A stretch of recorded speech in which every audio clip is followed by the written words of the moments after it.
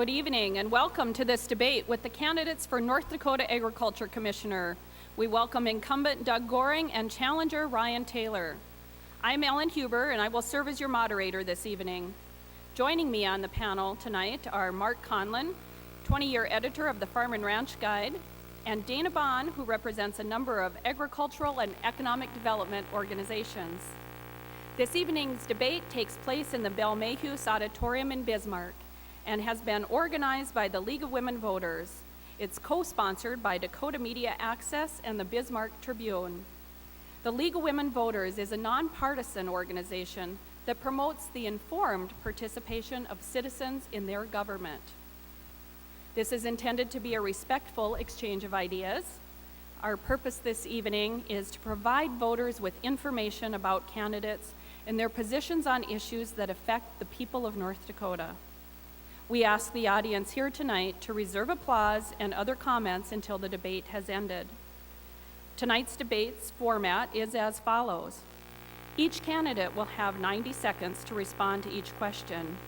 After both candidates have responded to the question, we invite them to engage in crosstalk, a dialogue about the issue raised for no more than 3 minutes. We encourage both candidates to participate in the crosstalk segment, and either may begin. Candidates are asked to comply with our time restrictions so we can get to as many questions as possible. Our timer tonight is Connie Hildebrand, and she will let you know when your question responses are down to 30 seconds, then 10 seconds, and the point at which you need to stop. For the crosstalk segment, she'll indicate when we're down to 1 minute and stop. Now let's get to our candidates. Each of you will have 60 seconds to make an opening statement outlining your top 3 issues. Mr. Taylor, you may go first with your opening statement. Thanks, Alan. I'd like to thank our hosts. I want to thank my wife, Nikki, back at home doing the single parenting tonight. I just want to say, as we enter this race, we did it dedicated to agriculture with a family history that's 111 years deep in that business. Came into the race with 10 years of experience as a state senator and a policymaker, and now we bring it all together to discuss these 3 topics relating to agriculture and policy. 3 main issues that I've seen that are backed up with personal conversations on the campaign trail is 1, rail access to our farmers who've lost $160 million due to the bottleneck that they face in rail, and they can't face that for another 5 years.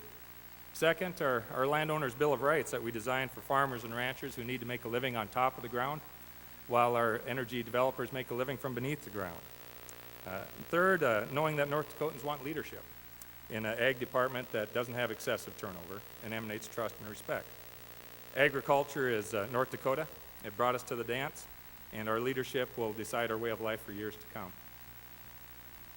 Thank you. Commissioner Goring, you may go next. I want to thank our host also, the League of Women Voters, the Bismarck Tribune, Dakota Media Access. I appreciate this opportunity, and I want to thank Ryan for participating tonight. My son and I, Dustin, farm south of Minokan, and I got to tell you that he is very optimistic about the future, even when we're dealing with depressed ag markets like we are. But the main job of the Agriculture Commissioner is to regulate and advocate for agriculture. And to do that, we need to look at developing solutions for real problems with real solutions like we have with the Port of Vancouver Agreement, the Pollinator Plan, and our Modified Mediation Program. But we also need to support initiatives that best serve North Dakota, like diversity, innovation, research, and trade, because we produce far more than we can consume, and we need to stay on top of federal overreach and regulations, and we need a common sense approach to regulations that fosters agricultural and energy development in this state. Thank you. And now we'll move on to the questions. Commissioner Goring will be the first candidate to respond to the initial question. Our first question will be presented to you by Mr. Conlon. I'll now open, I'll defer to Mr. Conlon. All right. Commissioner Goring, what do you like or dislike about the current Farm Bill? And if you could, what would you change or improve? Some things about the last Farm Bill that were put in place. I certainly appreciate the fact that we put in there the livestock indemnity program, the livestock forage program, and the emergency livestock assistance program. Those were deeply needed. There are very few products that are available for our livestock producers. Those are some of them. We did enhance crop insurance in this last farm bill. Could have went farther. I really believe that we fell short in that area only in this respect. We did away with direct support to farmers, and we could have done more by putting more support into those premiums to help farmers buy higher coverages and assist them to mitigate risk and manage risk better. The last area that I was very deeply disappointed in was conservation compliance and how it ties the hands of our farmers and ranchers, their ability to manage the land. After having so many issues that were surrounding crop insurance and the fact that they really felt like they were shorted in that area, this did not give them the ability to go out there and manage the land and the resource the way they feel they needed to. Mr. Taylor? Thank you, Mark. The 2014 Farm Bill, I think, is a testament to the fact that North Dakota needs a safety net, and we're glad to have gotten it. I think in terms of the positives and or the negatives, as a cattle rancher myself and someone who's been through some blizzards, and every time we've had those situations in the past, you've had to go and get a declaration, and you weren't sure if you were going to get it or when you were going to get any assistance. So having permanent funding for livestock indemnity and forage programs is a positive. Made a number of changes in terms of switching from direct payments to ARC and PLC programs in this, which I know is going to take some work to get everyone pick the program that best suits them. If I was going to change anything, I think I'd go back to the process itself of how it left North Dakotans really wondering if they were going to have a farm bill. When we looked at the Congress and some of the gamesmanship that took place of splitting the titles, a long-standing agreement of making sure that we both raised food and supported those who eat the food in America. I think going forward, we need to make sure that we go forward in a unified front because it is so important to North Dakota's farmers and ranchers. All these programs really backstop the number one segment of our economy and make sure that we have an economy that works for years to come. You know, some of the concerns here go back to the fact that there's a lack of understanding about agriculture in this nation and that sometimes even in this state. The New York Times and the Washington Post did us some of the greatest disservice by what they wrote about and told the story without actually understanding. When we got into the crop insurance debate, they talked about 80% subsidies on premiums. The reality is that only works when you're looking at an enterprise unit, not an optional unit. Most of our producers were working with optional units. That was closer to 47 to 56% support. When you have those types of things taking place and they tell the constituents, they tell the public about that, you don't have the ability or the opportunity to go back in and fix it. Congress's hands are tied and they feel like they bend or have to bend to some of these issues. And it goes back to the whole issue about conservation compliance. You end up with activist groups that are pushing this issue, and then we end up with more farmers and ranchers being hamstrung in this situation, getting frustrated and just wanting to pull out of the program altogether.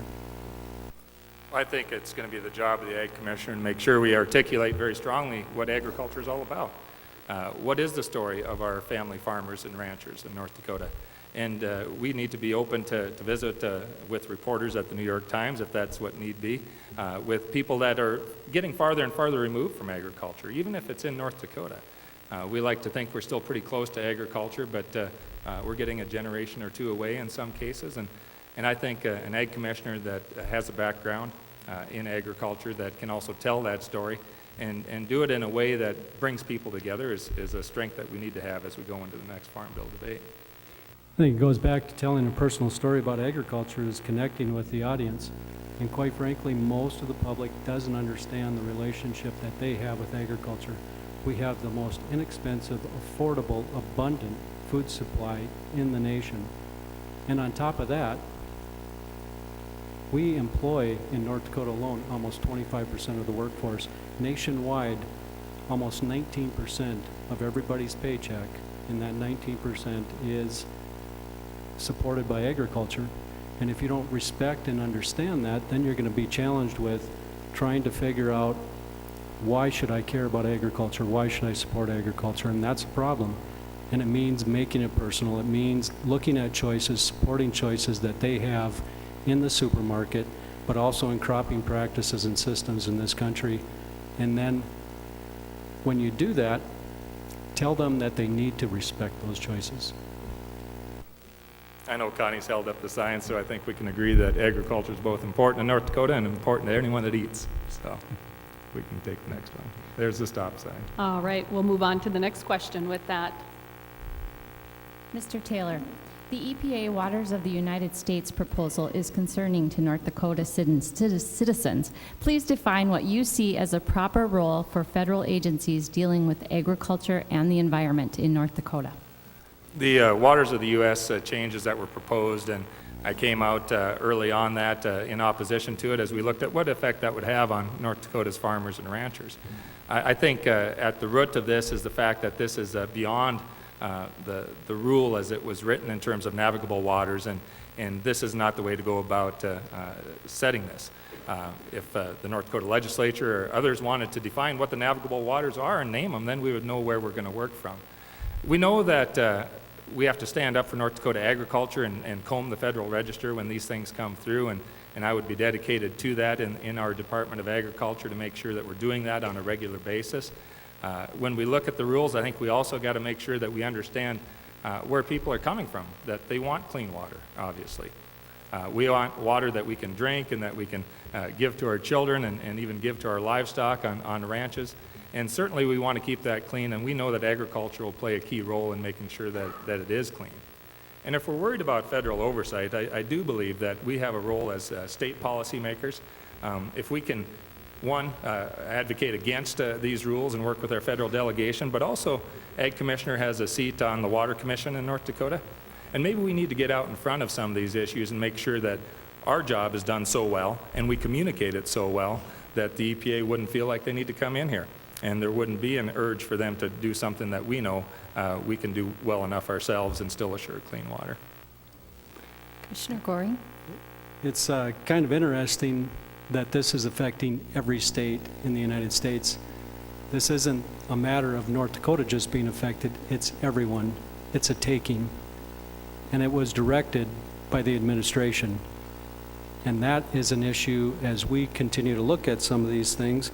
I mean, we can look at FDA's Food Safety Modernization Act as being onerous and unrealistic. We can look at Waters of the U.S., which uses terminology like significant nexus, connectivity, subsurface groundwater.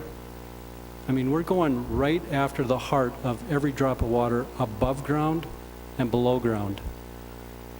We work with EPA. We have worked with EPA. This issue actually came up about 2.5 years ago when the conversation started down that pathway, and it was with Nancy Stoner in Denver, where we said, you know what, you're heading down the wrong road and you're working with the Corps of Engineers, which no one seems to have a real control over or oversight. We need to step up and stop this type of guidance document that they were trying to push at that time. And then unfortunately, things got quiet. We thought we won the battle, and all of a sudden it pops up. This is a matter of all of us uniting, which we have across the state of North Dakota, all ag groups, and a lot of the public to push back on this issue because it's ownership of our water that we manage here in the state of North Dakota. We'll open it to crosstalk. Well, I think actually there's agreement on standing up for North Dakota's agricultural interests on it, and this is, of course, refreshing when we get into a debate, knowing that we would work with the agricultural groups across North Dakota who have also come out in opposition to it. I think it's fair to say that we can stand in opposition, and whether it's standing in opposition to this administration, it's certainly something, doesn't matter what party you are, you can disagree with the administration, you can disagree with the administration's arms, including the EPA, on many occasions. We know that North Dakotans come first. Our rights as North Dakotans, as farmers and ranchers, certainly comes first. And we can make that convincing argument regardless of which side of the aisle you're from. And I think North Dakotans have a long history of doing that. And we look out for each other on a rather personal basis. We've been working with the ag community on this issue. We put together the Regulatory Review Committee, just one of many committees that we have to work on these types of issues, or whether it's the Farm Bill, whether it's pollinator plan. And we've came to a consensus on the issues that we do need to push back on and make our issues known to EPA. But the other thing that's happened and transpired in the last month is working within the state government. We're working with agencies like the Department of Health, the Water Commission, the Governor's Office, and the Commerce Department to design a set of comments and questions that push back on the federal government and how they're trying to approach this issue. Now, that's leadership, I would think, but it also goes back to show you something about how we all tend to work together to develop solutions for real problems with real results. Any further comments on that topic, either candidates? We may even see some action, I think, in the next legislative session on this, and good ideas can come from both sides of the aisle, even visiting with Representative Marvin Nelson up in the North Country in Rolette County that says maybe we should just name those navigable waters in state statute, and that was one way we could go, and we know then that it won't be left to definition by someone else, or if it need be, there'll be some point to debate from. So I think going forward we'll see the overreach, we'll make comments as a unified group in agriculture, and I think we'll present our case very well. I think we're going to continue to see opportunities by activists to push back on EPA, and anytime you can leave any room that's open for subjectivity, I think we're going to be in a situation where the activists will use that to sue and settle, and it's going to continue to haunt us. We need to clarify this issue, we need to put it to bed, and they need to just look at navigable waters and stop trying to tie everything else to it.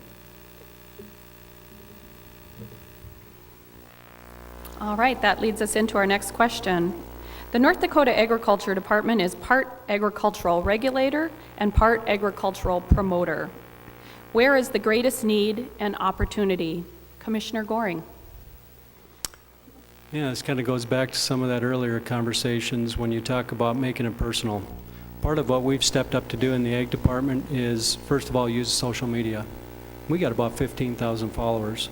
It also means tapping into those programs like the Hunger-Free Garden Project or Pride of Dakota or local foods programs or our orchard program or even some of our specialty block grants, where we can then go out, reach out, touch people in a real meaningful way and in a relevant way, and get them involved in agriculture, understanding that agriculture does support 25% or more of our workforce. But it's also about telling the story about the diversity that exists in North Dakota. We produce almost 50 different commodities commercially in our state. Our topography is different from east to west, north to south. We have so many different aspects to agriculture that we need to find what is personal to each and every one of them and talk about that. And when you look at that, that also means respecting those choices. What type of agricultural system you have, whether it's organic, whether it's identity preserved, maybe it's seed production, maybe it's commercial production, maybe it's using biotechnology, maybe you're a conventional farmer, but all of those things offer benefits not only to those rural communities, to those farmers and ranchers, but also to the consumer. Mr. Taylor. I know that we got two parts to the question, both regulation and promotion, so I think both have a role. And a lot of our statewide offices are regulatory offices, but we don't often speak of the regulation side of it because that's not something that folks like to discuss.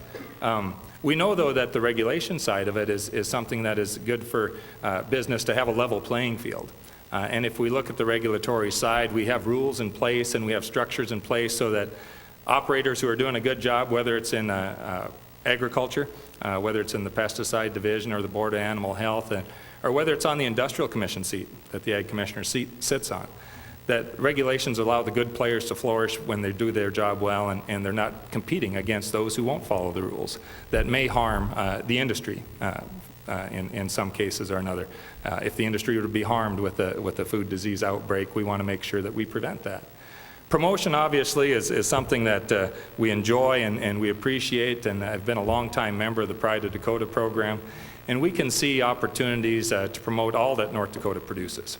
And you don't have to have grown the crop to promote it and stand up for it in North Dakota. We produce a high-quality product that the world demands and that feeds our families. I think we can also do a little better job in terms of making sure that our youngest people know where their food comes from. And we have opportunities in Pride Dakota farm-to-school programs to make sure that we all realize this important process that produces food that then sustains us for our life, and we can certainly do that in the Ag Department. All I right. wholeheartedly believe that if you are going to regulate something, you should know something about it. You should be intimate with that industry.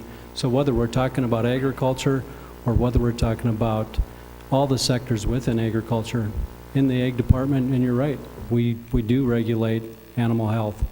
And it's important because we need to make sure that we're protecting those livestock and we're protecting our neighbors' livestock. But it's also about meat and milk production. It's about our hatcheries. It's about egg production out there. It's about pesticides and fertilizers. It's about understanding that when you are going to develop rules and regulations, how are they going to impact? One of the first things that we look at before we move forward, and I love the staff that we're working with because they look at and they encompass everything they can that they know, along with a vast amount of discussion concerning how do we mitigate risk, how do we minimize impact, and how do we move forward to maximize opportunities. That's for the regulated industry and that's for the consumer. It's important that you know something about it so that you have the ability to regulate it in a proper manner. Well, certainly we could say my years in animal health would make me the expert on that. But knowing that maybe I haven't grown buckwheat doesn't mean that we can't have staff that know something about that, or about flax, or about honey, or about pollinators. We know that we have a qualified group of individuals that come to work for the Department of Agriculture, and we trust them and respect them for the education that they bring and the experience that they bring. And we have to work together as a team. So certainly I agree that knowledge is something that we all bring with us. I'm thankful to have gotten a degree in ag economics from NDSU, so we can handle those economic questions that I think will decide very much the future of North Dakota in terms of how we balance agriculture and energy, for instance, and make sure that we have an industry to continue and sustain us after the energy has been harvested in this state. So we know that we have good people as a team that works on this so that our good producers, our good players have a level playing field, and they know where they stand, and they know that they don't have to compete against those that might do us harm. We got an outstanding program in the department. It's called Education Compliance. We have some of the highest compliance ratings in the nation, even to the point that this last spring, EPA has approached us after getting beat up by Congress and said, okay, so how do you do your program? We have 82% compliance, but we go out and we don't play the gotcha game with the public or with the industries. We go out and educate them. We go out and work with them to show them these are the rules and regulations. Some are federal, some are state. This is what you need to do to comply. But we sit down with them in the manual and we explain to them what they need to do to come into compliance. We have EPA and we have our other states that only operate with 48 to 50% compliance. Okay, well, that will close the crosstalk on that topic. We'll move to the next question with panelist Mark Conlon. Mr. Taylor, the Ag Commissioner position is part of the Industrial Commission. Are you satisfied with the actions of this body, or are there changes that should be made, particularly as it pertains to balancing the needs of agriculture and those of energy development? Thank you, Mark. This is a topic that comes up just about every day on the campaign trail, because people realize that the Ag Commissioner seat in North Dakota also means a seat on the Industrial Commission. And particularly when I'm visiting with friends and neighbors of my wife's in McKenzie County, where she was raised, and actually have probably members of the Northwest Landowners Association here tonight, that we can do more, and we need to do more to make sure that agriculture is upheld as we harvest the energy beneath the ground. That's why I brought out the Landowner's Bill of Rights. These are things that don't preclude oil development in any way, because we know we'll still get the oil and drill thousands of wells a year and produce a great amount for our state and for our country and the world, actually. If we look at the areas of tension, though, we can make sure that land isn't sterilized often by saltwater spills. We can do that. An ounce of prevention is worth a pound of cure. We know that as ArtLink made sure that when we mined the coal, we were able to put the land back together so that the generations ahead could say our grandparents did their job well when the landscape is quiet again. We know we can do that with oil and gas development as well, and I supported initiatives that the landowners had brought forward on that. And something really that seems small but is important for families, if we look at the distance between an occupied farmhouse and the well or the flare, so that their kid's bedroom window is not just 500 feet away from that well. We can still get the oil underneath their house and put it out like Texas at 1,000 or 1,300 feet. Thank you for the question. We've had quite a few daunting challenges since the oil boom has really hit. And now it looks like it's going to be here for a long, long time. I believe we've stepped up and done a lot of things that have certainly helped move us very quickly into a better position. We've gotten rid of reserve pits, except for freshwater drilling. We've looked at a comprehensive approach to how we're going to deal with oil and gas development. We've got about 20,000 miles of pipeline in the ground, and we're probably going to have to put 20,000 more miles of pipeline in the ground, because if we're going to do anything to help alleviate some of our rail service issues, we need to move more oil out of this state in pipelines. And it's actually why I came forward with the Pipeline Reclamation Inspection Program.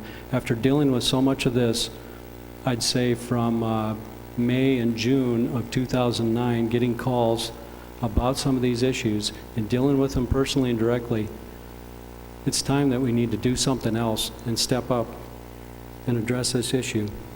But it's also why I look at issues like pipelines, and we need to look at technology that actually works. Flow meters and pressure gauges do not detect a leak. We've proven that over and over again this summer. I've contacted a company, ACEL, in Houston, Texas, which has technology out of Brazil that we can use, acoustic wave technology. They're in North Dakota looking for a place where we can tap into this and start utilizing that technology. All right, and we'll open the topic to crosstalk. I think there's a wealth of topics to discuss in this area, and one of the issues when I visit with producers is we know an oil spill is bad. It can be cleaned up, but what really creates the most fear is the saltwater spill. The fact that it'll sterilize the ground that they need to make a living on for a generation or more. And if the flow meters and the pressure cutoff switches don't work every time, I don't assume anything is 100%, yet the Industrial Commission does require mechanisms within a quarter mile of a body of water. So are they requiring something that doesn't work? I don't think we can have it both ways. If it's not 100%, I still think today, before the next technology is available, we still need to give our producers the assurance that we can prevent some of these spills, or at least a good share of them. Seat belts maybe won't save my kids in every car accident, but I still buckle them up when I put them in the car. I think if we look at just a handful of issues here, knowing that agriculture needs to have a strong voice in this area. The Ag Commissioner is there to provide that voice. It wouldn't hurt to walk the 6 floors down from the office during the legislative session when some of these issues come up and landowners are concerned, and rather than just let an employee of the Industrial Commission stand in opposition to some of these very issues that landowners believe are important and want to move forward. So the pipeline inspection system, I'm know that we obviously need to do that, but we've got mechanisms in place already with rules as I visit with landowners that say those trenches should be filled in, and the plan should be in place after 180 days. Maybe rather than hire inspectors, we should do the job that we can already do with the rules that are in place. I'm not in a position to pull more inspectors away from what they're supposed to be doing also, which is inspecting those well pads and those well sites. And quite frankly, those farmers and ranchers come to me. They call me because you are the Ag Commissioner. Can you help me out with this situation? I take people at first blush when they tell me they got an issue. I call the company and I ask them to go out there and check it out. They do that. And I don't get called back, so I'm assuming it's getting done. But we're going to have to put a lot more pipe in the ground, and that means providing assurances and not giving people a false sense of security by putting in a flow meter and a pressure gauge. That's the reason I moved forward and continued to look for some technology that would work. And I believe we found the technology, and it's going to be applicable here in North Dakota, here in the energy sector. And with respect to remediation, when we have saltwater spills, this last couple of years, I've come to find out that we have tiling going on out there where the pumps haven't even been turned on. Sat down and visited this last spring with companies and with the Department of Mineral Resources about getting those pumps turned on, because much like agriculture already does, we use tiling to correct soil issues when we have high salt concentrations, and it'll work well for our issues with saltwater spills too. Thank you. Our next question will be presented by panelist Dana Bond. Commissioner Goring, what do you see as the role of the Ag Department in communicating the value of North Dakota agriculture to North Dakota citizens? There's a great deal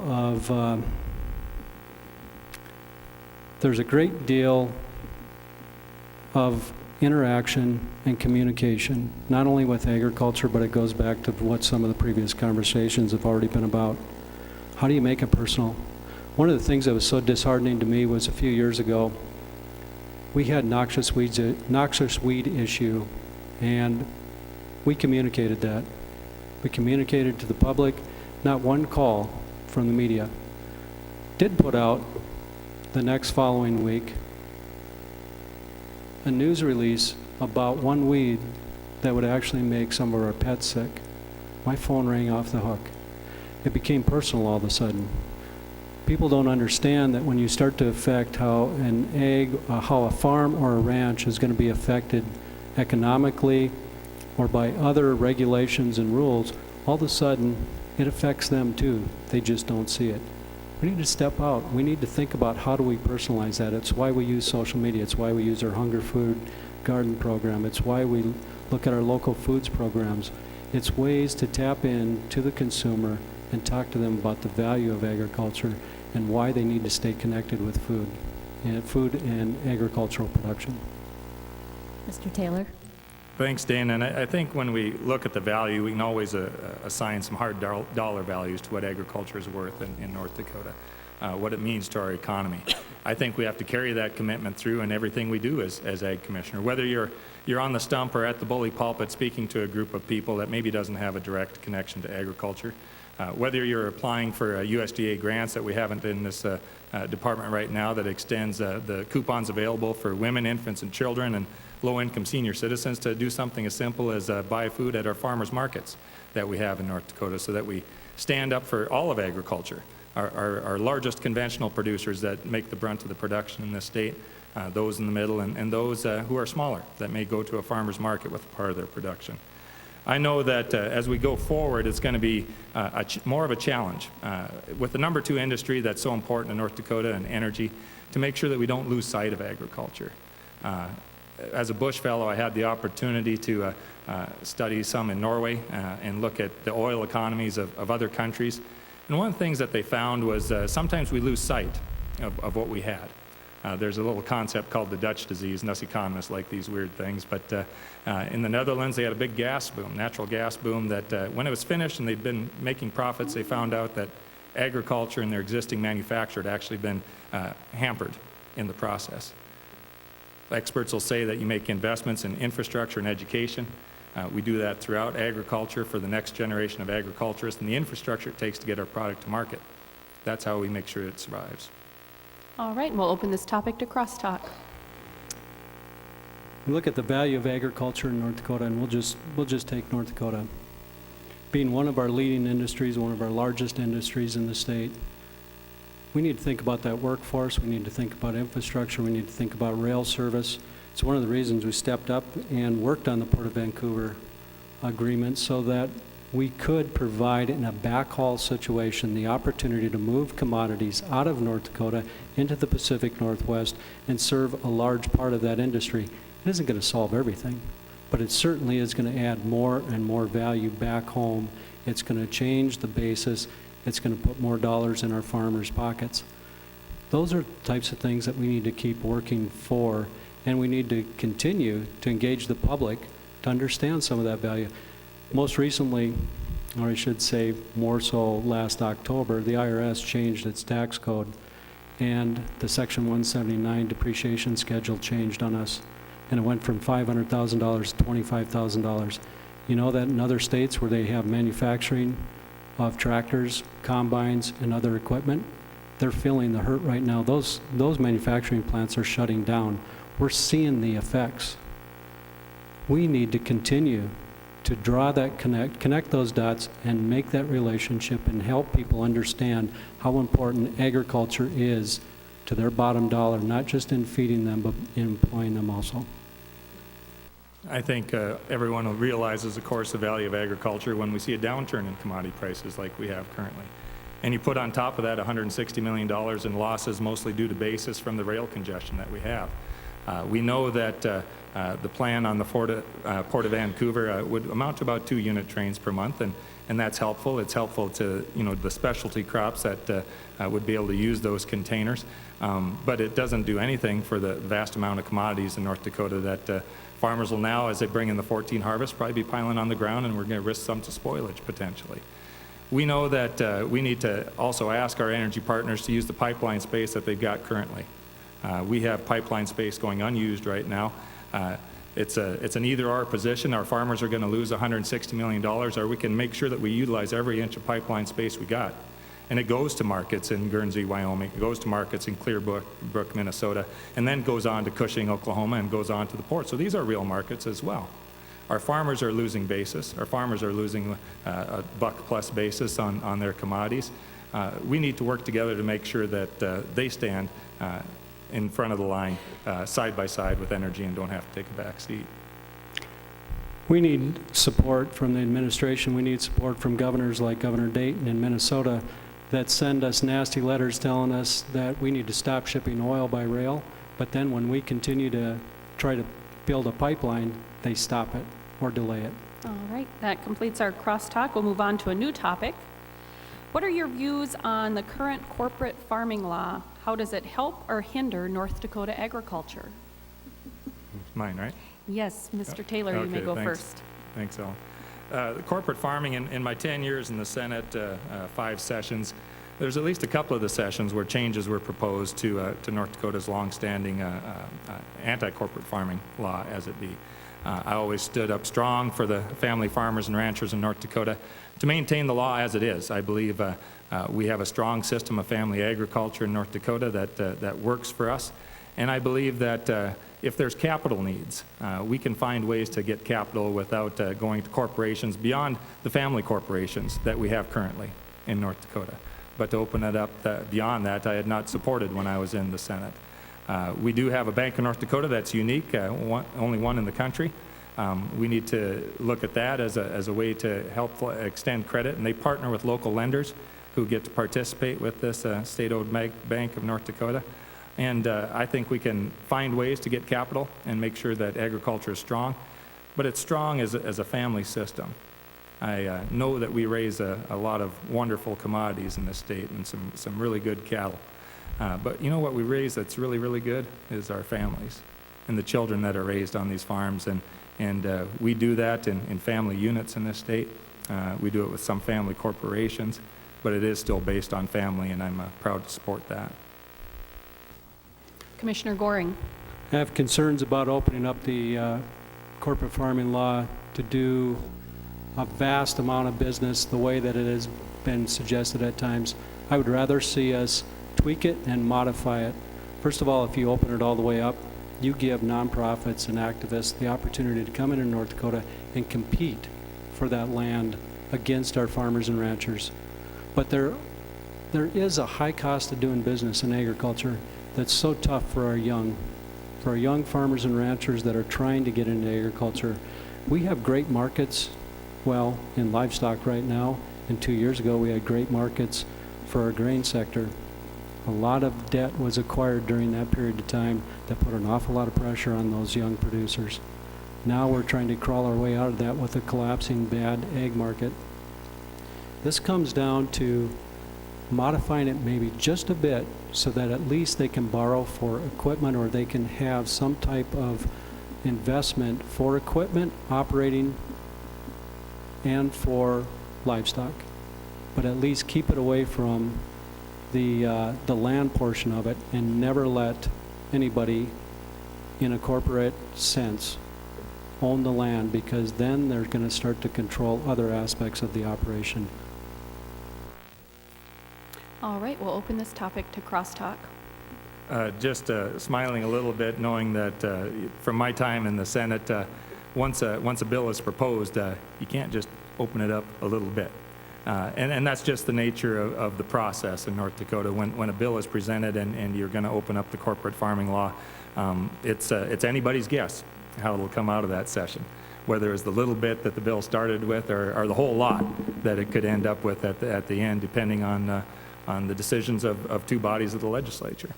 I know that we have a strong law that does keep the nonprofits as well as the for-profits from competing with our farmers and ranchers for the purchase of land. We have high land values in North Dakota, much like the rest of the country. It took us a little longer, but those land values have definitely increased, and they are a problem necessarily when you want to enter agriculture if you don't have a neighbor or a parent or a grandparent that puts you in that position. We know that whether it's federally or in state, we've got good programs at the Bank of North Dakota. On the federal side, I actually was one of the producers that started with the Farm Service Agency, the old Farmers Home Administration. That's how I bought my first group of cows and the machinery it took, and was able to work into our operation. It was a low interest rate at that time, which is certainly helpful to producers, and proud to say that we paid every dime of that back. My father used the Bank of North Dakota as well, paid every dime of that back as well, and let's work with those programs. They're helpful to beginners in this business. They are, but at this point, you could give them interest-free money and they still couldn't make it. You need some help, and when you don't have a family unit to help out, where can you go? And those are issues. There might be opportunities to at least tweak or change something in the event that you can provide a little more support when it comes to equipment, to livestock, to buildings, and even for operating.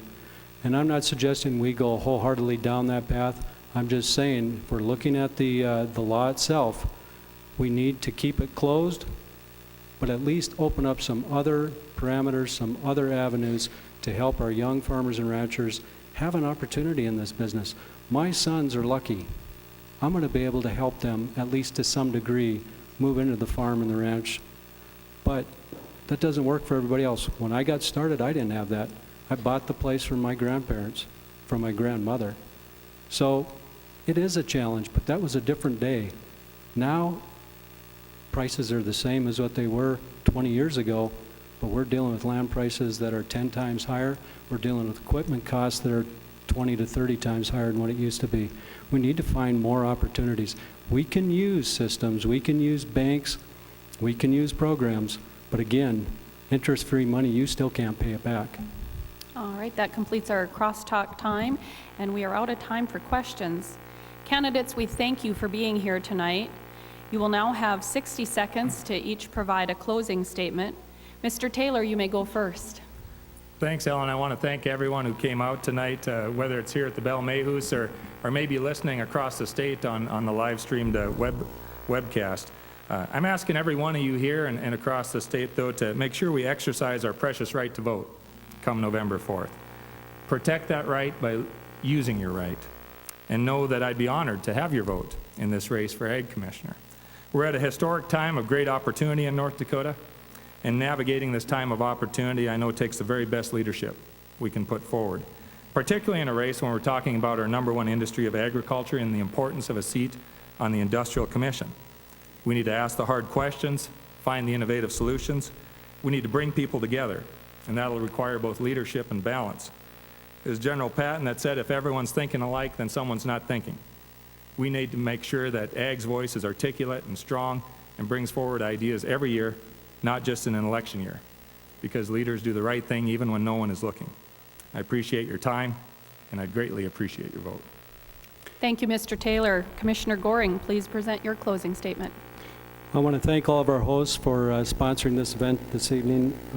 North Dakota is the envy of the nation. We have the lowest unemployment. We have the fastest growing economy. We're ranked as the best run, best performing state in the nation.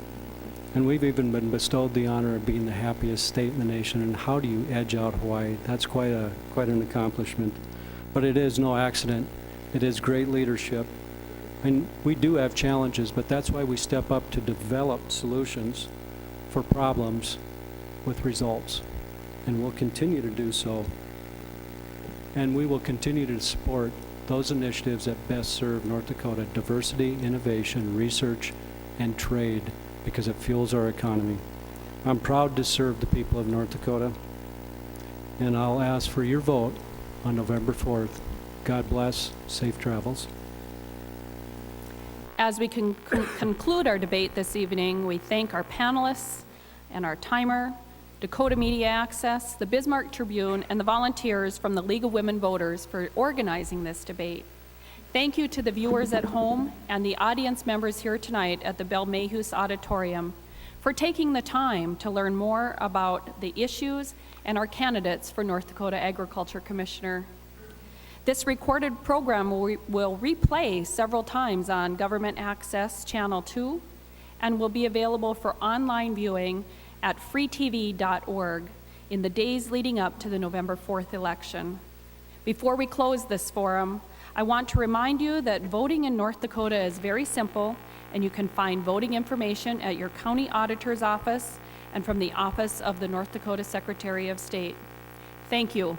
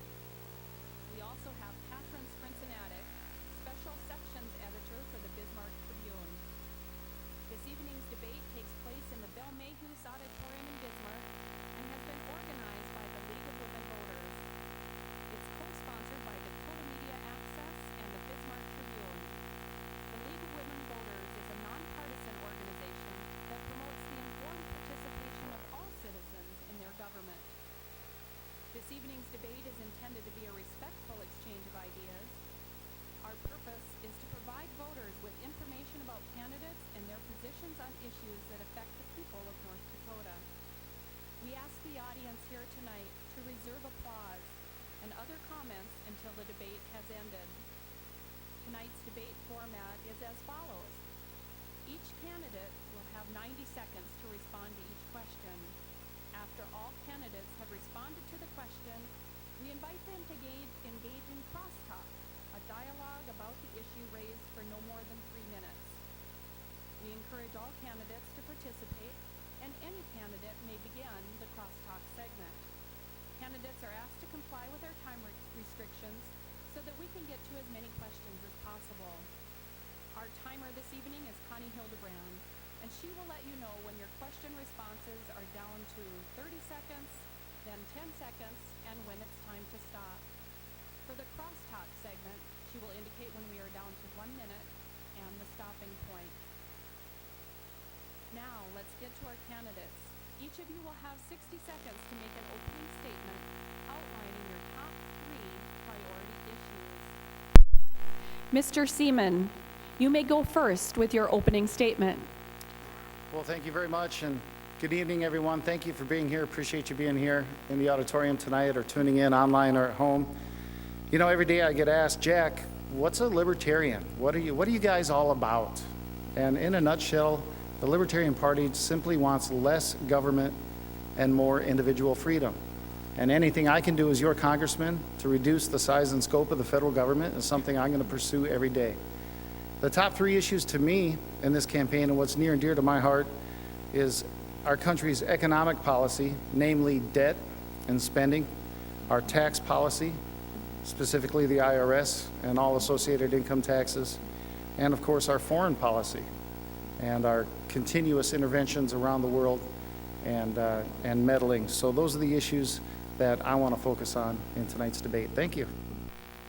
Thank you. State Senator Sinner, you may present your opening statement. Good evening, and thank you all for being here. Thank you to the League, and thank you to my opponents and the viewers in TV land. I think it is very important for all of us to hear what each of the candidates stand for. I believe the most important characteristics of this race are honesty, integrity, and character. I believe North Dakota deserves a representative that has all of those characters. I think we should have someone who will fight for the people of this state and stand by their voting record instead of trying to deceive the public and hope that no one notices. I am proud that I have not been a lifetime politician. I'm proud that I've got 35 years in private business as a small-town banker. I have found that while sometimes answers are not easy, working with common sense and cooperation, solutions can be found if everyone is willing to come to the table. North Dakota deserves honesty, integrity, and true character. Thank you. Thank you. Congressman Kramer, your opening comments, please. Thank you, Ellen, Catherine, Lawrence. Thank you to my opponents, Jack and George. Thank you to all of you for the irrevocable gift of your time this evening. It's a demonstration of how important the only congressman from the state of North Dakota is in a body of 435. My top 3 priorities are simple. Let's do for America what we've done for North Dakota. Let's put our country back to work. And to do that, we need to do some of the things Jack's talking about. Reduce the size of our government, rein in the regulations, rein in the IRS, rein in Obamacare, and let's do a highway bill that builds our infrastructure, that moves goods and services from coast to coast and around the world. We need to get a grip on our debt and our deficit. That will go a long ways to creating the certainty that investors and job creators need in our country. And first, really very first, highest priority as per the Constitution of the United States, let's make America strong again so that we can regain our position in the as the superpower and the most influential country in our world. Thank you. And now we'll move on to the questions. State Senator Sinner will be the first to answer the first question, and our first question will be presented to you by Catherine Sprinsinatic.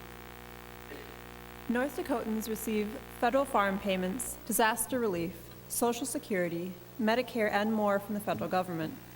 North Dakota receives more in federal funding than we send to the U.S. Treasury in taxes.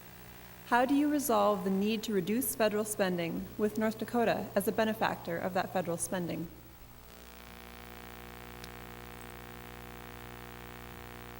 North Dakota has been the recipient of many farm programs and other payments.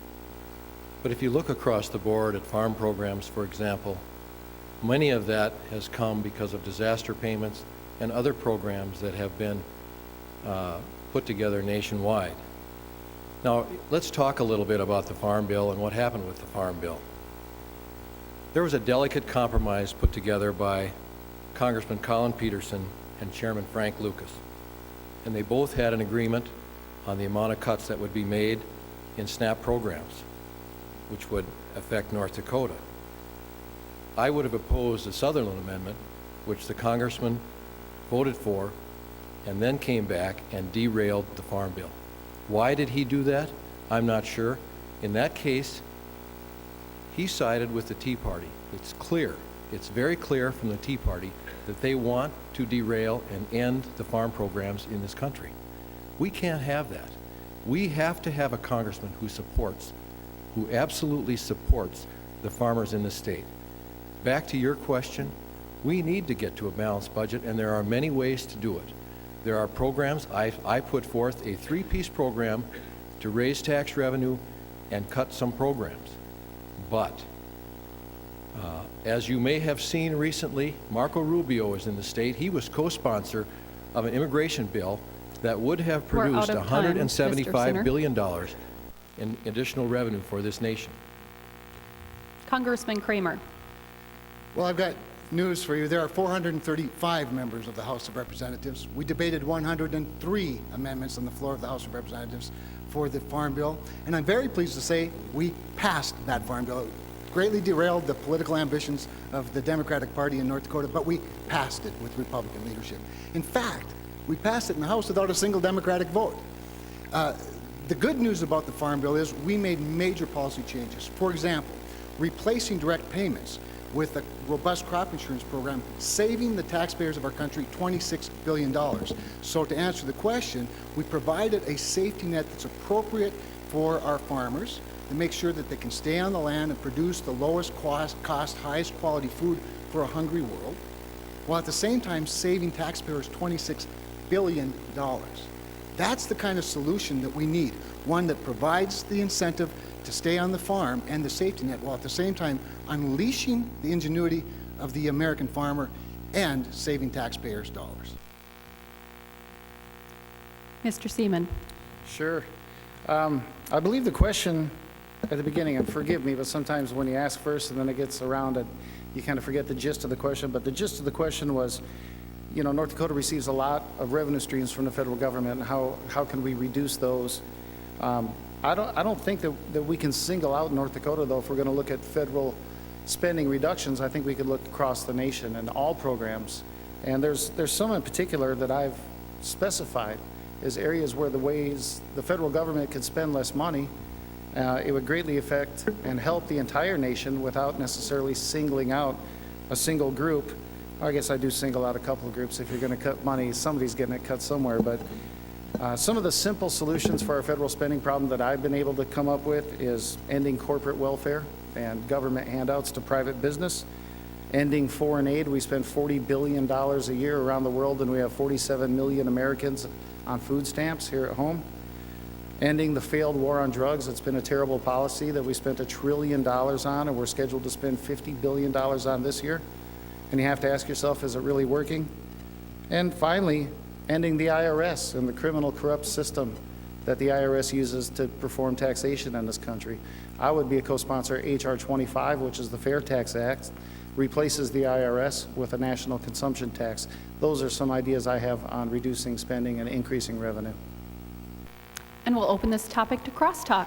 Sure. One of the things I'd point out about the current Congress in the last 3 years, we've actually cut total spending 3 years in a row. That's the first time that's happened since the Korean War. We've cut our deficit from about $1.5 trillion down to what this year will probably be about $600 billion. Next year anticipated to be maybe $500 billion.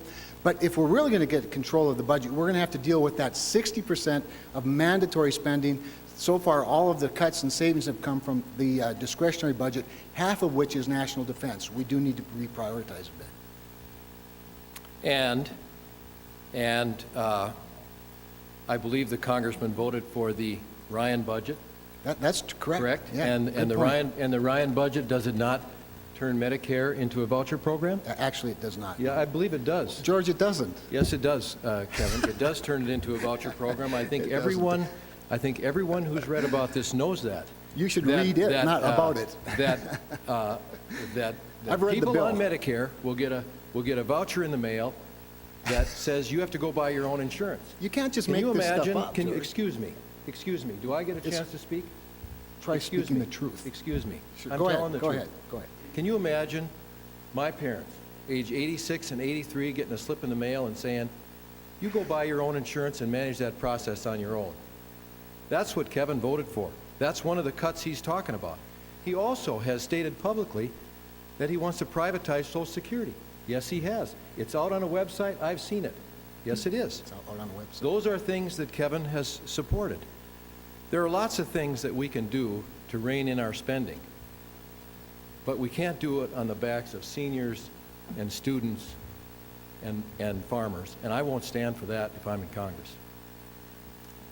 I'll weigh in on this as well. Kevin's talked many times about how we've reduced our federal deficit, and that's true, we have, and it's true that he did vote for the Ryan Murray budget, which was horribly unbalanced and sent us another $600 billion in the hole.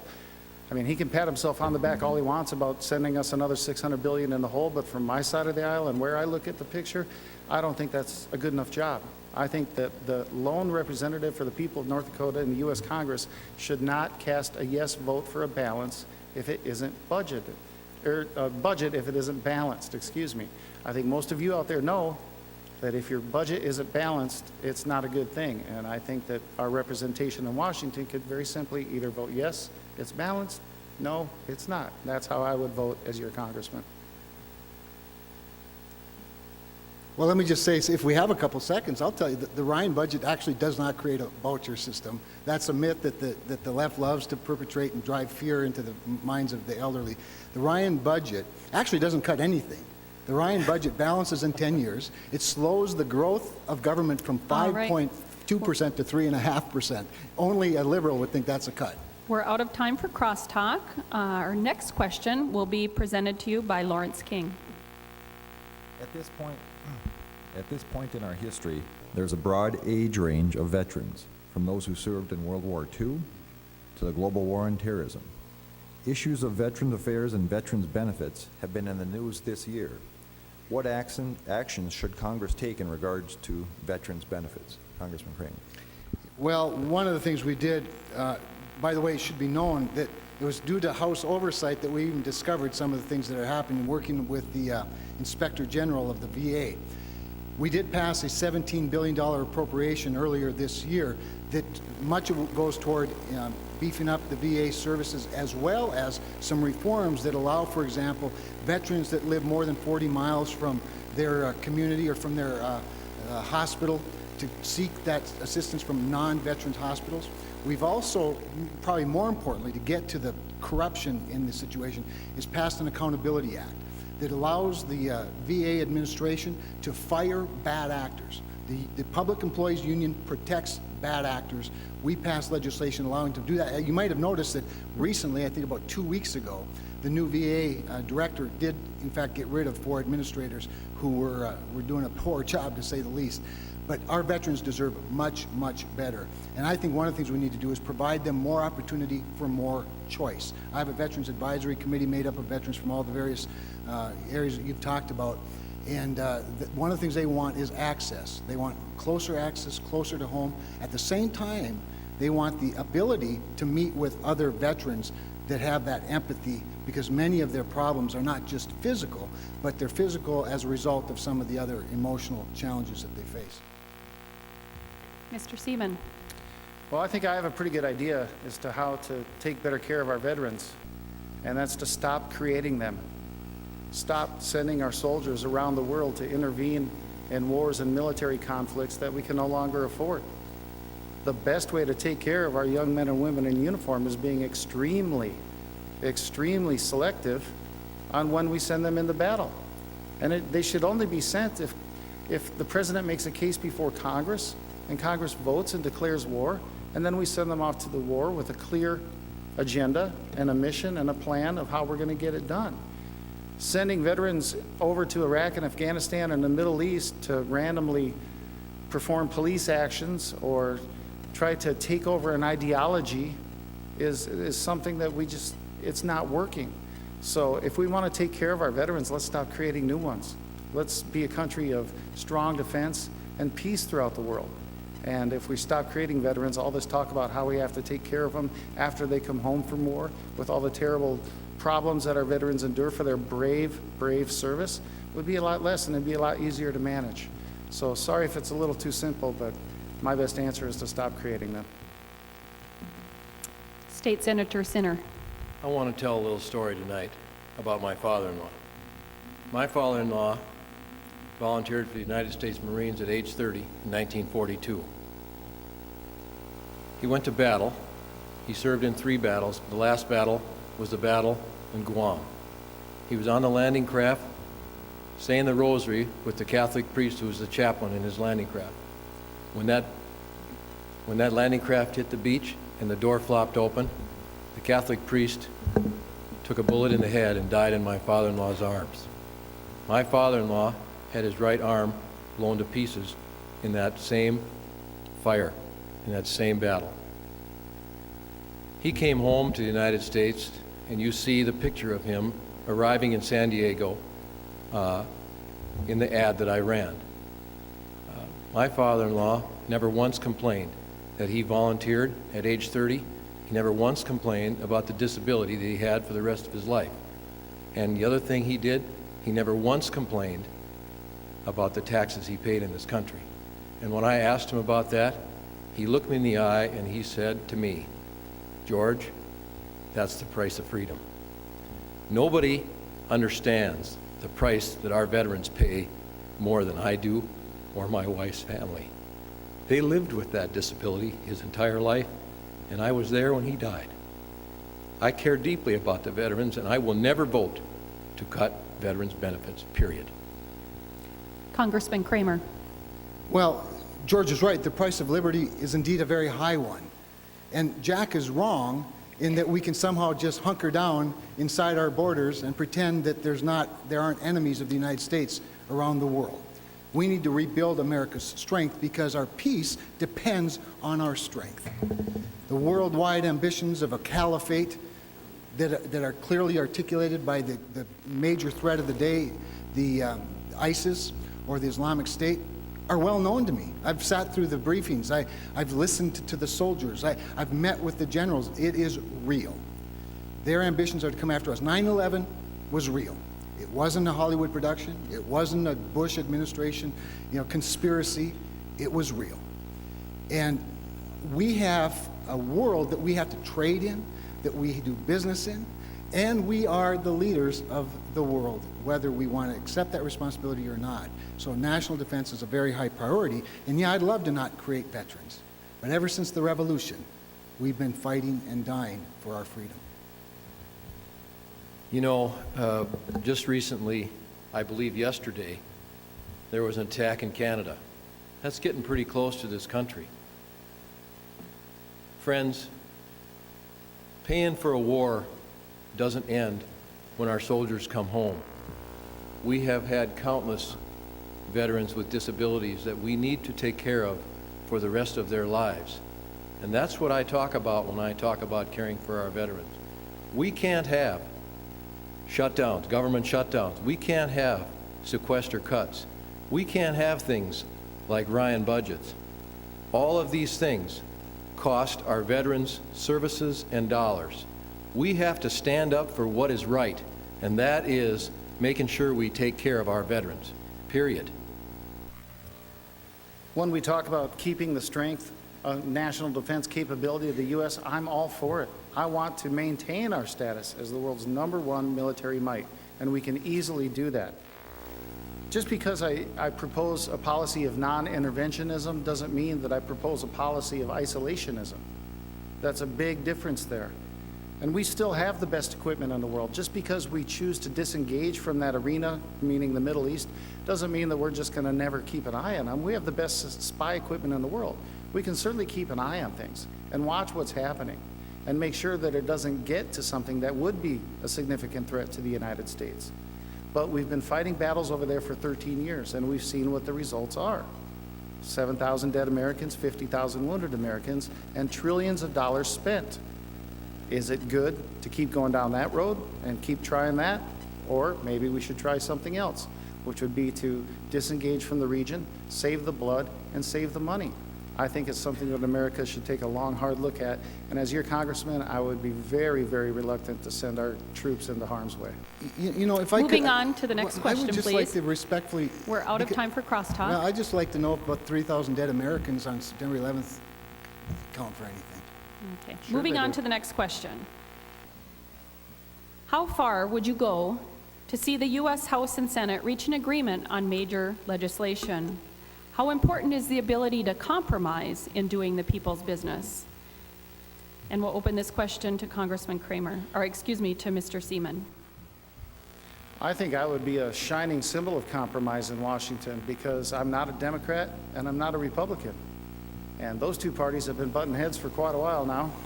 And maybe it's time to send somebody else over there that isn't one of the members of those two parties, that's beholden to party leadership like John Boehner or Nancy Pelosi. I'm not beholden to any of them. I'm not even sure who I would caucus with yet if I were elected. Yes, it's only one vote in 435, but I think it'd be a pretty highly courted vote. I think people would want the libertarian congressman to be on their side. I think both sides would want to engage me, they'd want to talk to me, and I'm open to talking to them. I'm not at war with Democrats or Republicans. I'm a libertarian. I welcome all ideas. Libertarians have a wide-ranging policy. We're very fiscally conservative. We're very socially accepting. So that means that I would be able to find compromise with quite a few members of Congress.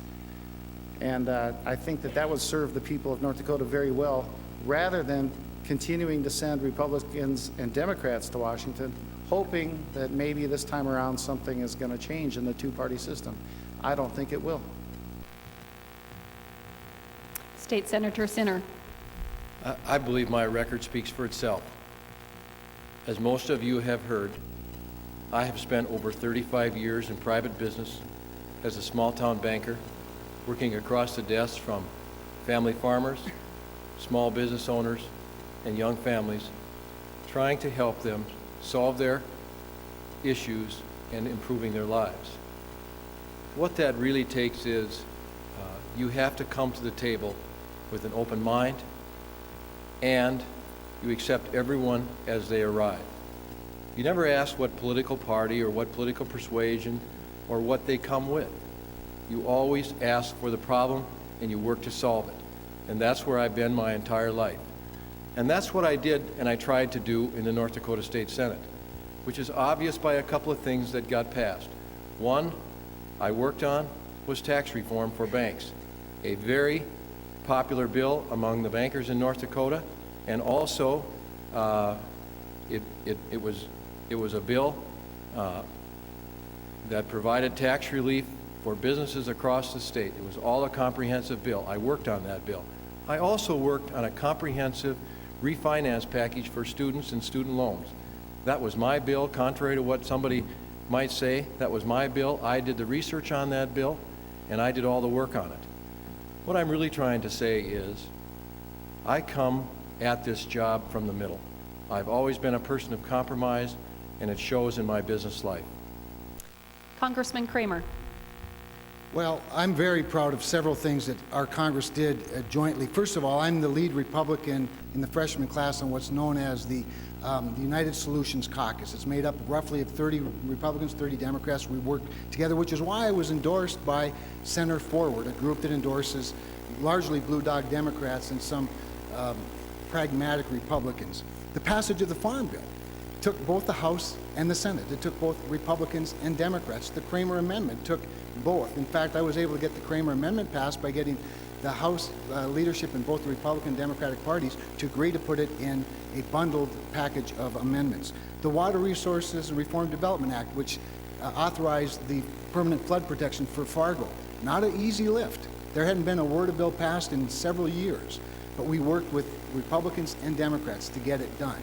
The Biggert Waters reform, which reforms how flood insurance premiums are calculated. Maxine Waters, very liberal Democrat from California. Steve Scalise, very conservative Republican from Louisiana. Representative Peter King from New York, who's a moderate Republican, and I worked together to get that passed. The Murray-Ryan budget that I get criticized for so often was a compromise between Patty Murray, the Democratic Senate chairman of the Senate Budget Committee, and Paul Ryan, the Republican chairman of the House Budget Committee. That's what broke the gridlock. That's what gave us a budget for the first time in 4 years. I think I have a good record of working across the aisle and across the chambers. All right, we'll open this topic to crosstalk. Well, I'd just like to start by saying that when you send a Republican or a Democrat to Washington, D.C., they are, representing the state of North Dakota, but they're also representing their party. Those two parties have been in control in Washington for the better part of 100 years. And whether they like to admit it or not, they are beholden to their party. They have to toe the party line, or they get scolded by party leadership, and they get committee assignments taken away, and they get re-election funds maybe threatened if they don't vote the way their respective leaders in Congress want them to vote. I don't have to worry about any of that. As a libertarian, there is no party leadership in Washington to try and get me to vote a certain way or not. We're free to vote as we see fit. And I would like to see representatives of the people, regardless of party, try to put the party on the back burner a little bit, and let's remember that we're representing people in D.C., not parties. I think I could do that. For those of you who have a concern that I might be too liberal, let me just say, my opponent, Congressman Kramer, has sent out several fundraising letters tying me to Nancy Pelosi, 2 saying that I was handpicked by Nancy Pelosi, and 1 saying that Nancy Pelosi was sending money in here to try and defeat him. Well, guess what? I have never met Nancy Pelosi. I have never spoken to Nancy Pelosi. I have never been in the room with Nancy Pelosi, and I have no obligation to Nancy Pelosi or anybody else in D.C., because guess what? I have not received 1 nickel from the Democratic National Committee or any of their sub-parties. I am not beholden to anyone. I am beholden to the people of North Dakota, who I care so deeply about, and all of the people, particularly farmers across this state that felt alienated by Kevin's betrayal during the 2013 summer when he voted for the Sutherland Amendment that caused the derail and 8-month delay of the Farm Bill and caused them to not be able to make their fall plans and get their plans in place for the coming year. I can hardly wait to see how George is going to pass all that good legislation without knowing the Speaker of the House or the leader of his party. It's not easy to get 218 votes for something. It helps to have some colleagues that you work with that are part of your group. Sure, you've got to be able to work across party lines, but if you start with a foundation of 1, it's a long ways to 218, which is what you need to pass legislation. Listen, when I stood up and voted for the Hurricane Sandy relief, I was a minority among the Republicans. When I voted for the Violence Against Women Act and stood on the House floor and debated for it, the first member to debate for the Violence Against Women Act, I voted with a minority of Republicans. When it came time to open the government, I voted with a minority of the Republicans, voting with the majority on the other side, because I felt that's what North Dakotans wanted me to do. I wanted to move the ball forward, not throw a Hail Mary pass. But you won't say anything it's about your letters, your fundraising time to letters, move on to our tying next me to question, Nancy please. Pelosi, will you? We're going to move on to our next It's not my job question, to argue your points. and it'll be presented by Catherine Spritzenadic. This question will go first to State Senator Sinner. North Dakota has found itself in conflict with the Environmental Protection Agency on CO2 emissions, coal-fired power plants, hydraulic fracturing, and other issues. Define the proper role for federal agencies dealing with energy and the environment in North Dakota. The Environmental Protection Agency was an agency that was signed into law by President Nixon. The Clean Air Act was signed into law by George H.W. Bush. The laws that the Clean Air is operating under today were signed into by George W. Bush. And the laws as proposed for clean air that just came from the EPA, guess what? They're the law of the land in Massachusetts, signed into law by Governor Mitt Romney. Now, all that said, I was one of the very first to issue a statement about the new EPA regulations that came out. Why? Because I want to make sure that the economy in North Dakota, its citizens, and the people across this nation are not damaged by unruly and rules that are promulgated without industry input.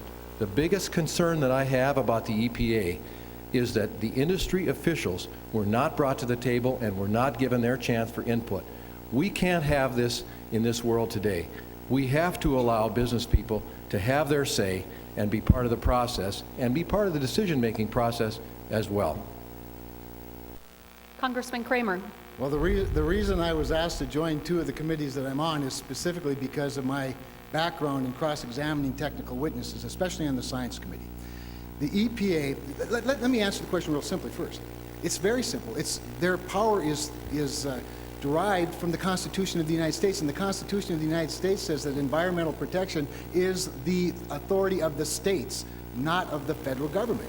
This EPA has taken laws like the Clean Water Act, like the Clean Air Act, and they've stretched their authority and their overreach so grossly that they've got to be reined in. We've tried our darndest to do that in the House of Representatives. Have passed several bills, not one of which the Democratic-controlled Senate will take up. Bills, for example, like the Whitfield-Kramer bill in the House, the Manchin-Hoven bill in the Senate.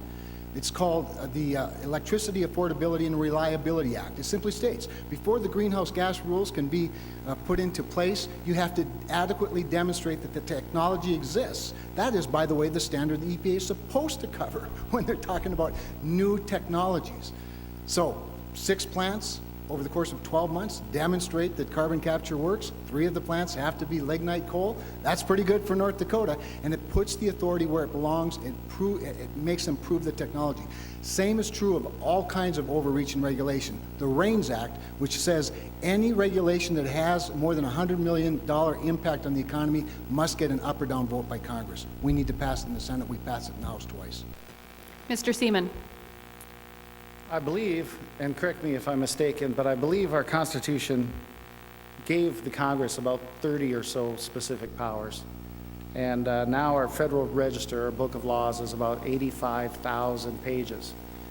What that tells us is that every time we give any government agency in Washington a little more, they take it, and they don't want to relinquish it. And then we give them a little more, and they don't want to give that up either, et cetera, which is why we end up with a government the size that we have that spends the kind of money that they spend. The question was, define the proper role of federal agencies operating in North Dakota's energy industry, and the proper role is limited. I believe that we can regulate ourselves as a state much efficiently and more cheaply and better than we can as a federal government comes in and oversights it. We know here in North Dakota what to do. We have clean water, we have clean air. There's going to be some problems with all the energy that we're producing in our state. That's to be expected, but I think we're doing a great job. And again, at the outset, I said anything I could do to reduce the size and scope of the federal government, well, the alphabet soup, you know, the EPA, that's one of them. I think we can definitely take some funding away and some power away from that agency as well. All right, we'll open this topic to crosstalk.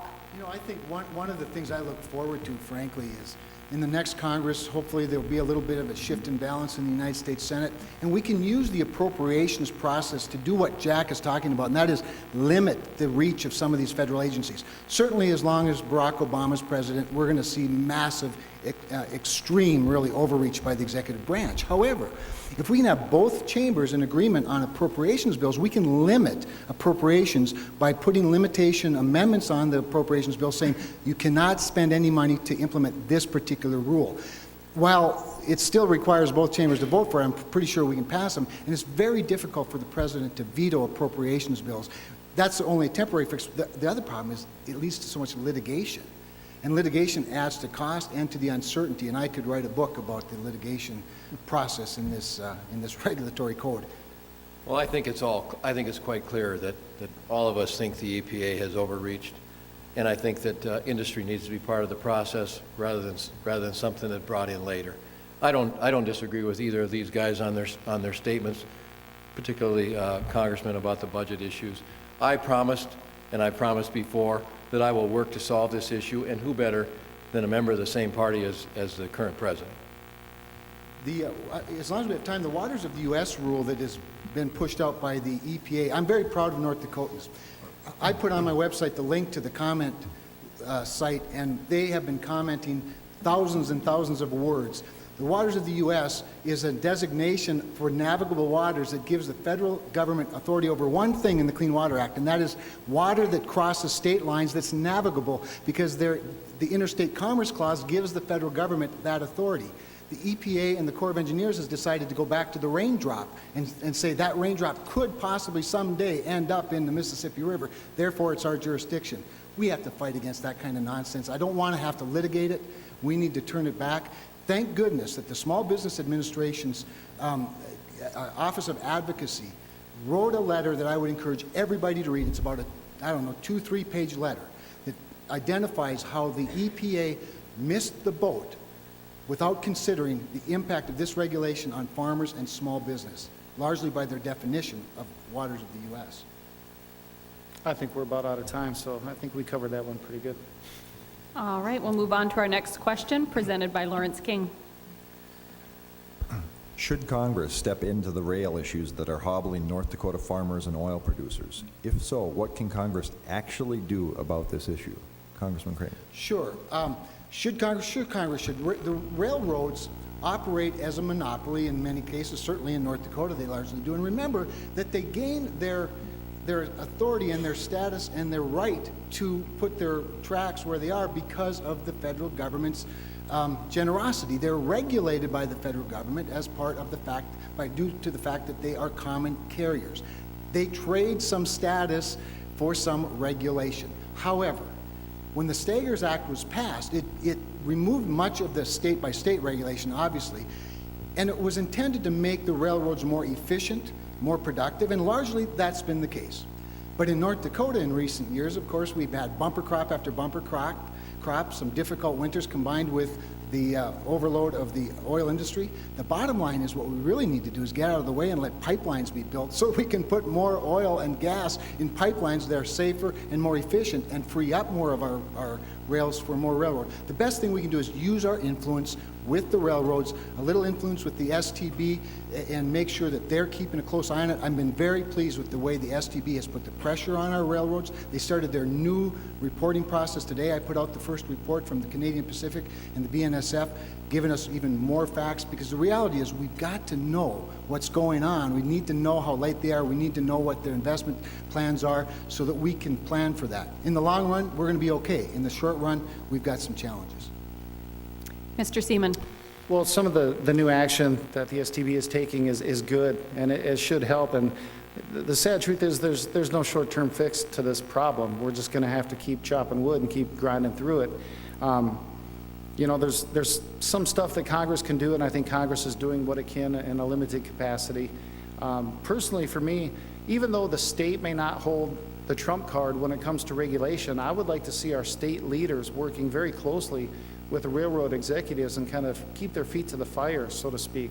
That way we have kind of a double team on the railroads. We have both some federal influence and we have some state influence to try and keep them accountable, making sure they're on task, they're on time, they're doing things to clean up the backlog, and they're doing things to implement safety measures so we can get our product to market safely before we get the pipelines built that we desperately need.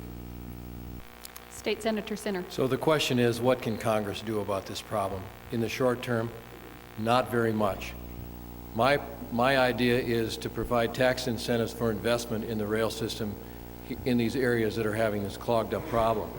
But let's go back to what happened last year in December. I was in Castleton on December 30th, my hometown. I saw what happened. I saw the plume of smoke. I saw what could have happened in the middle of my hometown or in the middle of yours. It was very scary. I immediately made some phone calls to talk about what could we do to make our rail safer.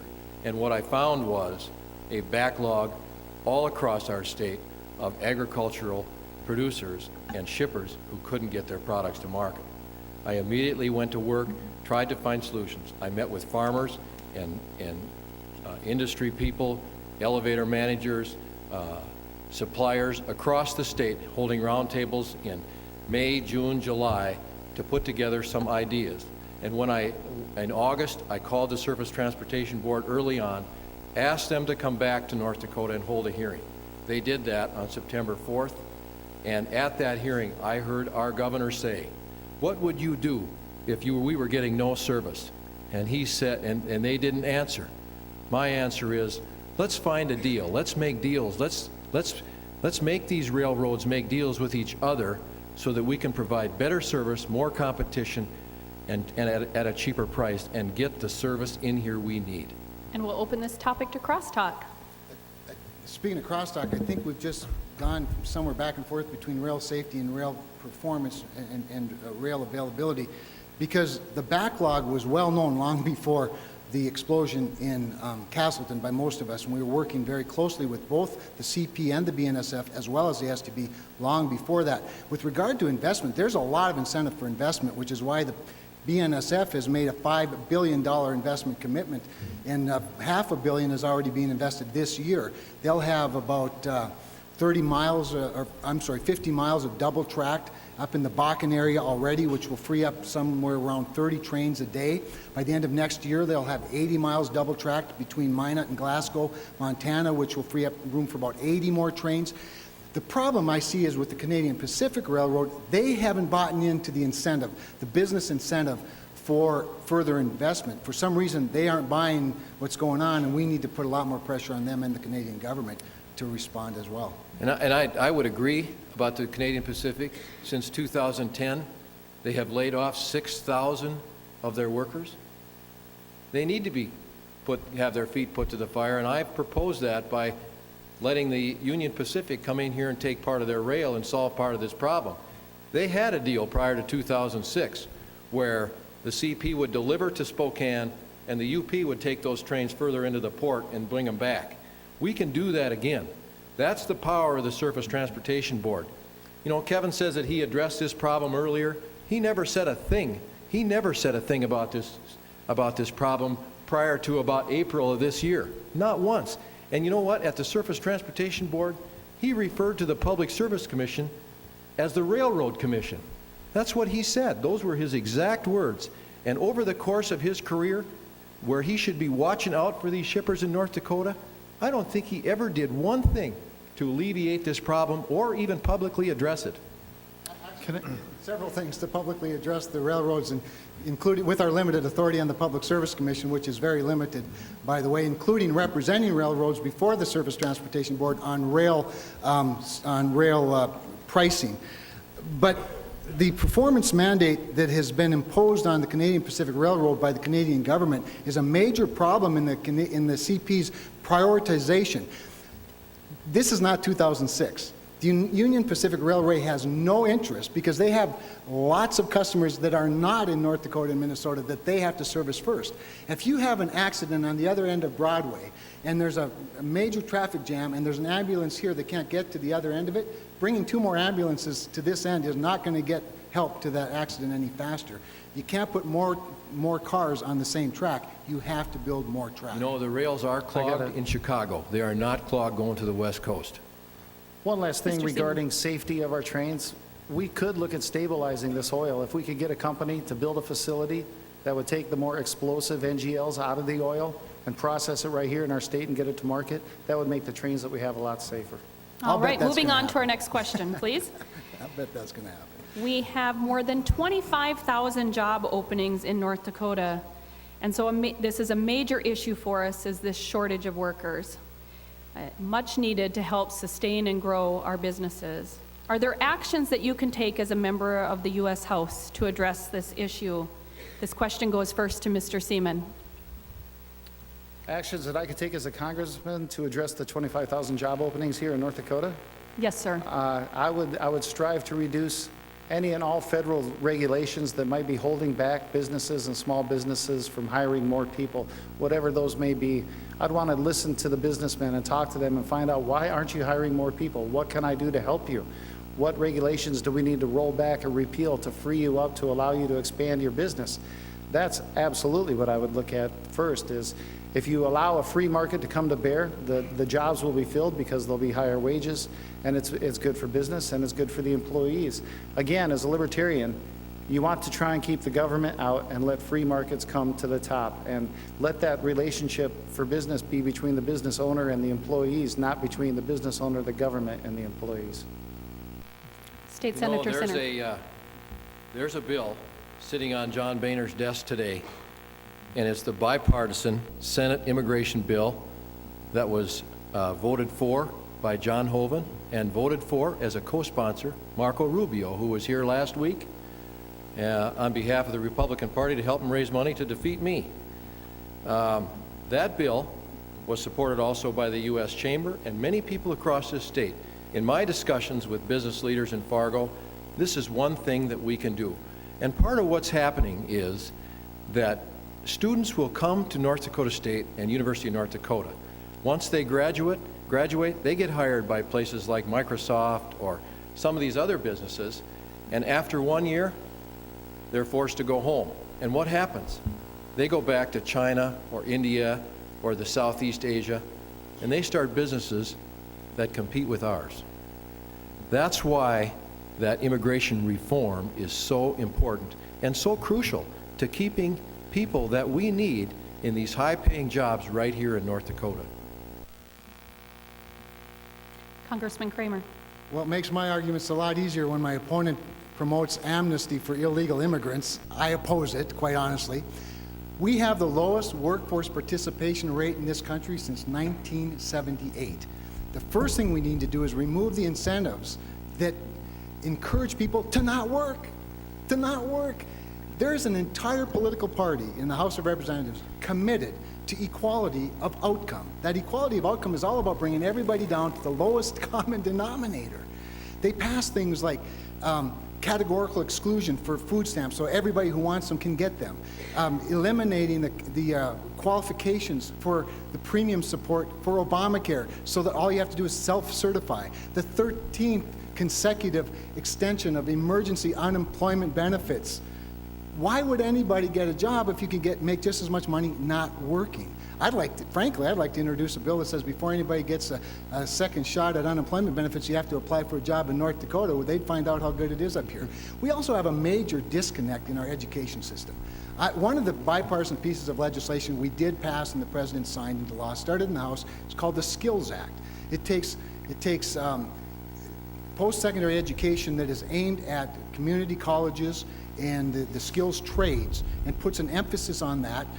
Also, it takes 32 different federal programs, combines them into 12, and helps students not go so far into debt, but rather get an education that actually has some place in our marketplace. And we'll open this topic to crosstalk. Yeah, and I would like to ask Kevin, are you saying that John Hoeven voted for amnesty for illegal immigrants? And Marco Rubio, is that what you're saying? And how is that in that bill? Will you explain that to us? Because that's not what I understand in that bill that came out of the Senate. The bill that came out of the Senate is a clear amnesty bill. It has a clear path to citizenship for illegal immigrants. And who are those illegal that you're talking about? They are undocumented workers. There's about 12 million of them that have been in the United States, about 40% that came here legally and overstayed their visas, about 60% that crossed the border. The reality is we have the lowest workforce participation rate since 1978 of American citizens. We need to get them connected with the job opportunities that grow our economy, that actually allow us to shrink our spending, because guess what? The more people that work, the less government that you need. So, yeah, that was a really, really bad bill. It's a really bad bill, and I'm proud to say I wouldn't vote for it. When 14 Republicans in the Senate voted for it, and all of them will tell you that that's not amnesty. That's not amnesty in that bill, and there is no amnesty for those 12 million people that you're talking about. If I voted for it, that is an absolute untruth, and you know it was an amnesty too if I was crazy enough to have voted for it, but I wasn't. So I'm glad to say that we have prevented it from happening. I can't wait till it comes to the House. Let's hear from Mr. Seaman. I was just going to let them go indefinitely. She'd throw up the card at some point, but in all honesty, you know, I think Kevin and I are kind of aligned on this issue, and we're both looking for ways to get the government out of the way and let the free market come to bear, and it's good for employers, and it's good for employees, and it's good for wages. And anything we can do to help that along is something I would definitely support. And let me be clear. Let me be clear. I am not for amnesty for illegal immigrants, but that bill does not have it in it. George, you said on a radio show very clearly you support amnesty for undocumented That is not what I workers. said. That is never what I said, and you know that. I've listened to the video where the audio. That is wrong, and you know it. Do you want me to move my podium in between those two? I could. I feel very safe over here. I'm just fine. All right. Moving on to the next question. It'll be presented to you by Catherine Sprinsanatic.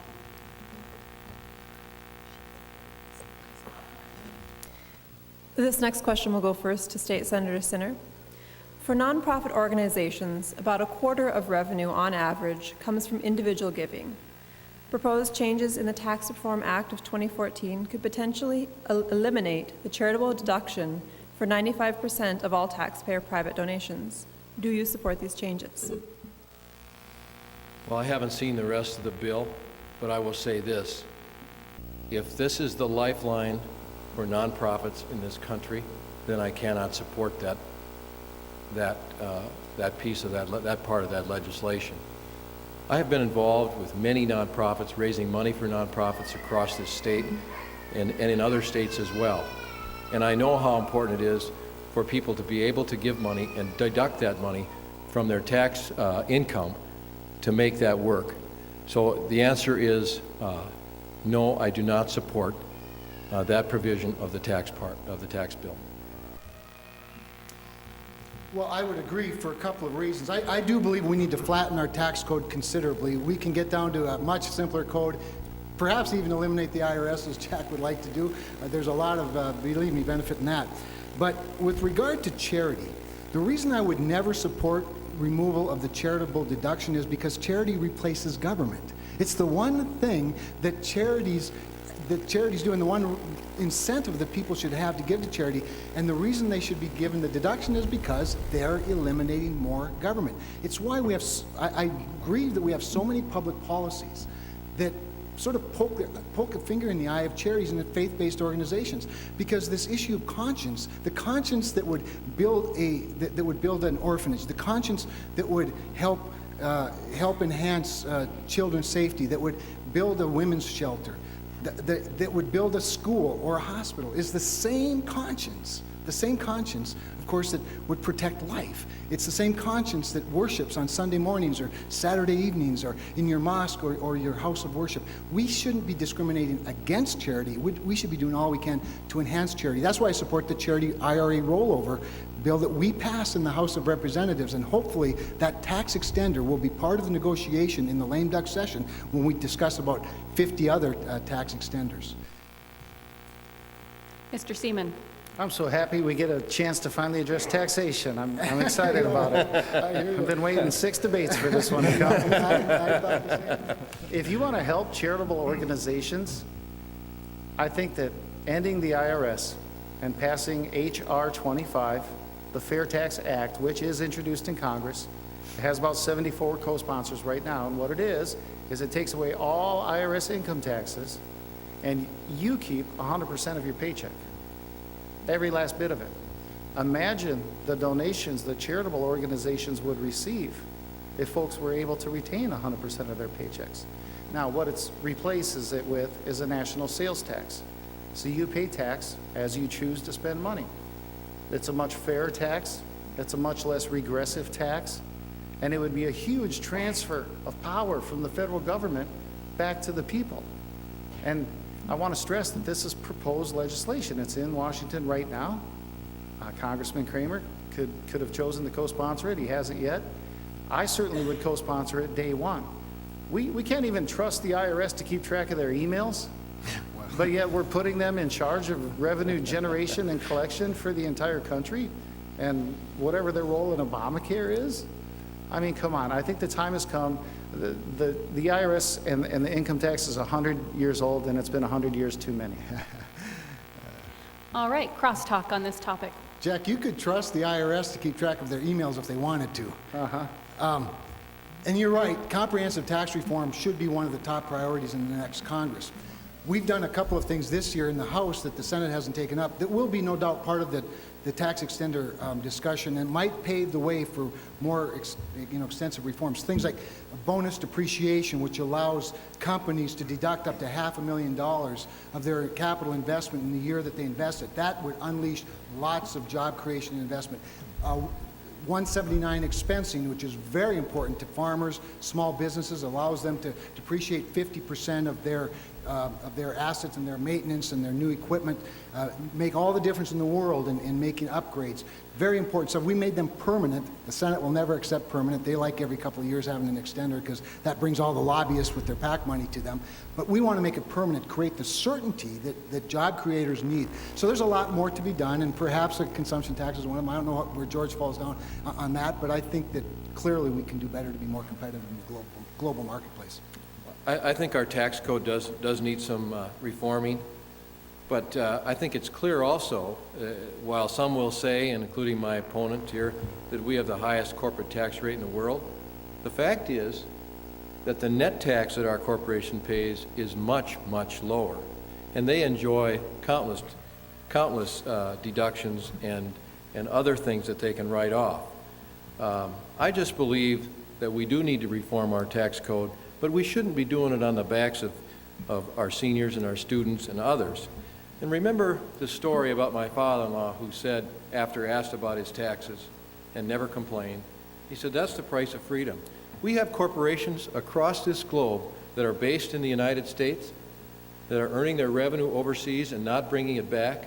And believe me, they're enjoying the umbrella of the United States military that has taken care of the shipping of all those goods to this country. They owe that back to, some of that back to this country so that we can help pay for the deficit that we have because of the corporations and the corporate loopholes. Any changes that we make to existing tax code and keeping the IRS in place keeps the IRS in place. I've yet to meet one voter that wants the IRS. They're happy. They're like, yeah, give me more IRS. Our tax code is 75,000 pages long. It costs $13 billion to enforce our tax code to the federal government, and we as citizens spend $300 billion collectively a year complying with our Leviathan tax code. If we simply pass the fair tax, it's just one more line on your restaurant bill, or one more line as you check out at JCPenney. It's as simple as that. It's easy to collect, it's easy to enforce, and it's good for America. All right, that wraps up our questions for this evening. Candidates, we thank you for being here tonight.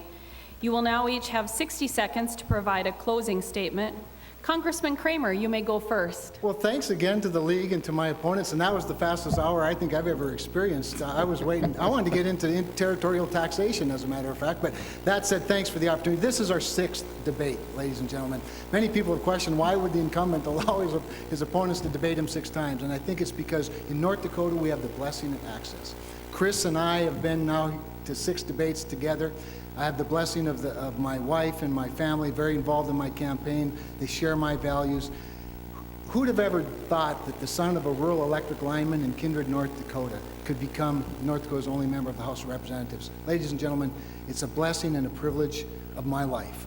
And I'm asking you to give me the opportunity to do it one more time, to gain from the experience that I've gotten in this first term, take that North Dakota work ethic, which, let me tell you, ladies and gentlemen, is more rare than it ought to be in Washington, D.C., and apply it for the good not only of our state, but for the good of our great country, so that we can make America what North Dakota is, the best place on earth. Thank you. All right, we'll turn to Mr. Seaman. Your closing comments, please. Thanks again for having me here, and again, thank you, Kevin and George, for allowing me to participate in these debates. It's a big move forward for politics in North Dakota. I'm a plain man. I speak plainly. I speak honestly, and I hope I haven't scared anyone tonight, but I really believe that if we want real change in Washington, we have to break the two-party system and send somebody there that represents real change. I am representing that real change. If you're socially accepting, you're on the left side of things, but you just, for whatever reason, don't think that George is going to give you the leadership that he should or could, I'm your alternative, because I'm a socially accepting libertarian. If you're fiscally conservative, but you have doubts about Kevin's voting record and his ability to be a fiscal conservative in Washington, as many people do, I'm a fiscal conservative libertarian, and I'm asking for your vote on November 4th. Thank you. And State Senator Sinner. Again, I'd like to thank the league and my opponents for being here and for all of you in the audience and on TV. I think both of my opponents at times have expressed their dislike and disdain for government, whether it's Jack's Libertarian Party or Kevin's lining up with the Tea Party on many of his votes.